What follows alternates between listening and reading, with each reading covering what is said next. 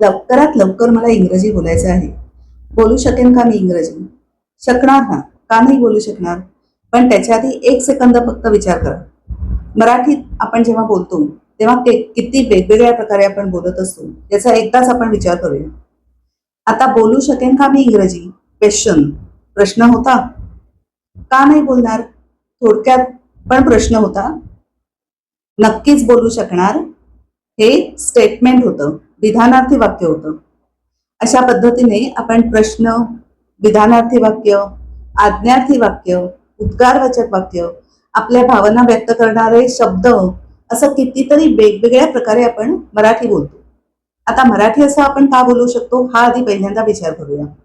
मराठी आपण इतकं छानपैकी का बोलू शकतो? कारण जन्माला आल्यापासून आपण मराठी ह्या भाषेनेच सराउंडेड असतो. म्हणजे मराठी ही आपली मायबोली आहे, मातृभाषा आहे. आणि म्हणून जशी आई आपली आहे तशी आपली ही भाषा पण स्वतःची आहे. आता इंग्रजी ही भाषा तुमची स्वतःची आहे का? तर नाहीये. ती कशी आहे? तर कुठची तरी लांबची एखादी आंट असावी, आंटी असावी, कुठची तरी लांबची, ती सुद्धा जवळची काकू अशी नाही, लांबची कोणतरी आंटी, दूरची, दूरच्या गावची, दूरच्या देशाची अशी आंटी आहे ती. आणि मग जसं आपण आपल्या आई बरोबर, आता मराठी ही आपली मायबोली, आपली आई, आपल्या आई बरोबर जितकी आपली जवळीक आहे, कारण जन्मापासून आपण त्यातच वाढलोय, त्याच संस्कारात वाढलोय सगळेजण, त्या आंटी बरोबर इतकी जवळीक निर्माण करायला वेळ तर द्यावा लागणार. आता प्रत्येकाला हा वेळ सगळ्यांना सारखाच असेल असंही नाहीये. प्रत्येकाच्या तुमच्या बॅकग्राऊंडनुसार, तुमच्या बाजूच्या परिस्थितीनुसार, तुमच्या शिक्षणाच्या लेव्हलनुसार किंवा तुमचा इंग्रजीशी असलेल्या संपर्कानुसार भरपूर गोष्टी असतात त्याच्यात. एकच गोष्ट नाहीये. म्हणजे काही जण तुमच्यापैकी माझ्याकडे जे क्लासला येतात त्यापैकी सुद्धा काही जण 12वी पर्यंत इंग्लिश कंपल्सरी असतं, तोपर्यंत सगळीच जण करतात.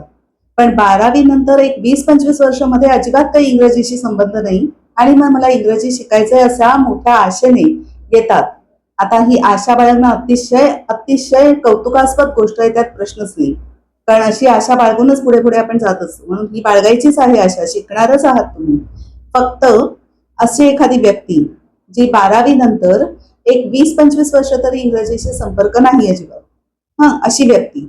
आणि दुसरी एक व्यक्ती जी 12वी नंतर इंग्रजीशी संपर्क जरी नसला भाषा म्हणून, तरी ऑफिसमध्ये कंटिन्युअसली काम करते, सलग 20-25 वर्ष ऑफिसमध्ये आहे आणि ऑफिसमध्ये आपोआपच इंग्रजी, म्हणजे जरी भाषा बोलायचा नाही संबंध आला तरी लिहिताना वाचताना कंटिन्युअस इंग्रजीच्या संपर्कात आहेच, ही दुसरी व्यक्ती.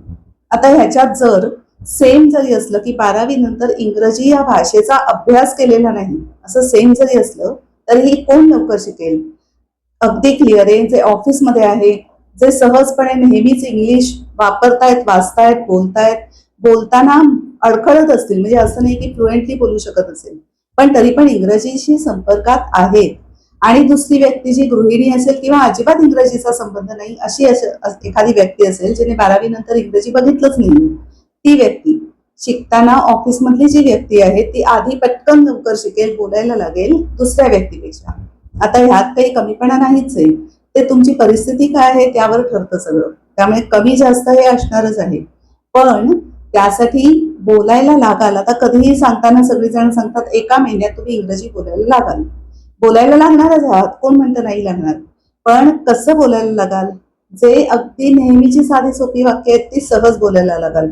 ती तुम्ही अशी सुद्धा बोलत असता ऍक्च्युअली स्पीकिंग.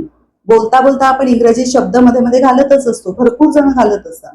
शब्द तर सहज बोलू शकता, म्हणजे तुम्ही छोटी वाक्य म्हणजे अगदी साधी सोपी, ऑल द बेस्ट इंग्लिश वाक्य झालं, गो इंग्लिश वाक्य झालं, गेट वेल सून इंग्लिश वाक्य झालं, टेक केअर इंग्लिश वाक्य झालं.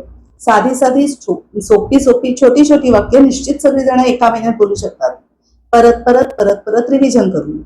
पण जेव्हा तुम्हाला फ्लुएंट, म्हणजे जसं आपण मराठी बोलतो सहज, त्याला विचारही नाही करावा लागत, नैसर्गिकरित्या बोलतो, असं जर तुम्हाला इंग्लिशमधून बोलायचं असेल तर मात्र थोडा तुम्हाला वेळ हा द्यावाच लागेल. परत मी जसं मगाशी म्हटलं तसं व्यक्तीनुसार वेगळं वेगळं, व्यक्ती तितक्या प्रकृती, हे जसं म्हण आहे त्या सेम पद्धतीने व्यक्ती तितका वेळ वेगवेगळा, प्रत्येकाच्या व्यक्तीला इंग्लिश बोलायला लागणारा हा वेळ वेगळा वेगळाच असणार आहे.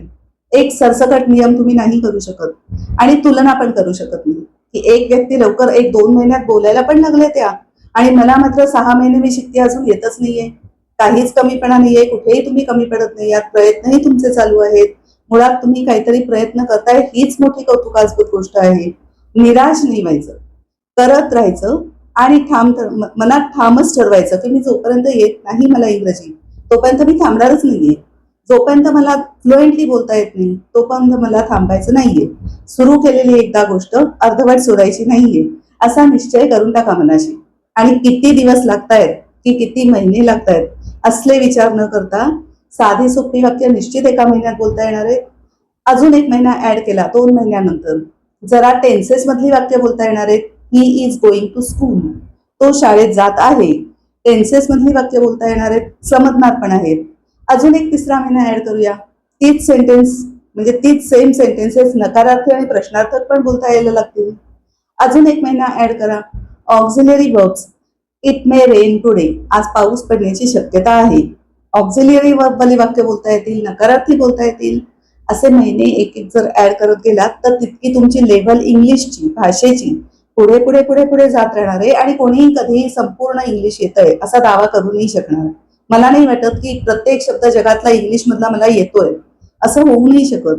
मी पण नाही म्हणत, मी पण खूप शिकतेय, मी पण खूप मागे आहे असं जर धरलं तर कितीतरी भाषा, कितीतरी वेगवेगळ्या गोष्टी, एका भाषेत अनेक हजार नाही कोट्यावधी शब्द, कोट्यावधी वेगवेगळी वाक्य, हे सगळं प्रत्येकाला असं पटापट कसं येणार? त्यात ती भाषा आपली परकीय भाषा, लांबची भाषा.